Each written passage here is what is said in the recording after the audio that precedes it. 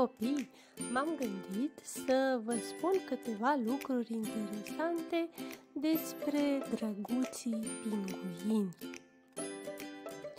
Pinguinii copii, așa cum ați aflat la activitatea de cunoaștere a mediului, trăiesc numai în emisfera sudică, adică în partea de jos a globului pământesc. Copii, dar poate credeți că pinguinii trăiesc doar în zonele pline cu zăpadă și cu gheață. Dar nu este tocmai adevărat. Într-adevăr, mulți pinguini trăiesc în zonele reci, dar unele specii s-au stabilit în zone călduroase.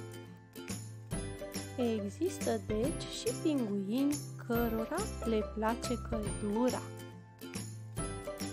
De exemplu, pinguinii Galapagos pot fi întâlniți în insulele Galapagos, unde vremea este caldă și unde trăiesc în adăposturi.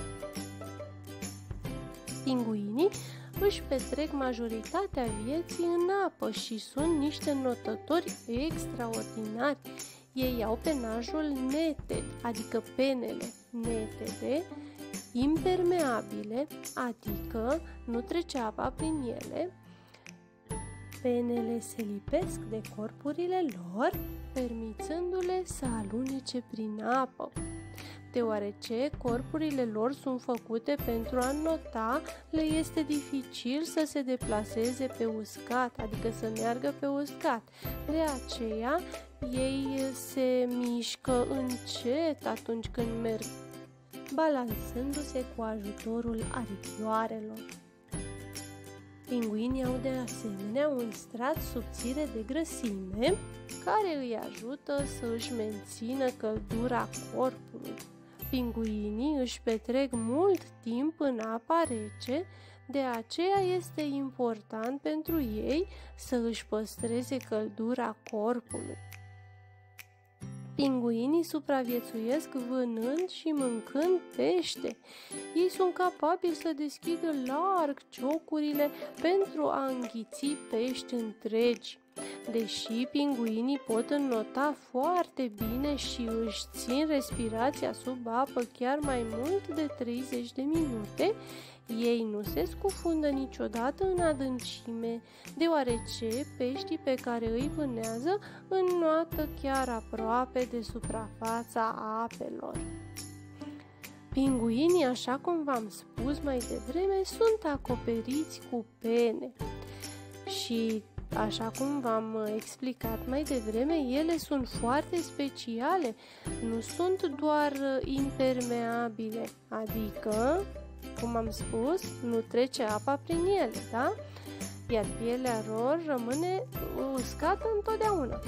Dar penele îndeplinesc și un alt rol important, adică culorile penelor îi ajută să se camufleze în mediul în care trăiesc. Când înnoată, penele îi ajută să nu fie văzuți de alte animale care îi pot răni. Iată câteva specii de pinguini care trăiesc în Antarctica. Pinguinul antarctic, pinguinul imperial, pinguinul Adelie, pinguinul Gentoo. Pinguinii imperiali fac pui în timpul iernii din Antarctica. Puii de pinguini imperiali sunt îngrijiți de ambii părinți. Mama pinguin depune oul, iar tatăl îl ține la căldură în timp ce mama vânează hrana. După ce oul eclozează, adică se sparge și din el iese puișorul, ei au grijă de pui cu rândul. Pentru a proteja puiul de frig, ei îl așează pe picioarele lor ascuns într-un loc cald, chiar sub penele lor. Puii sunt acoperiți de un strat subțire de puf care le ține de cald până cresc. Ei nu pot înnota cu acest puf.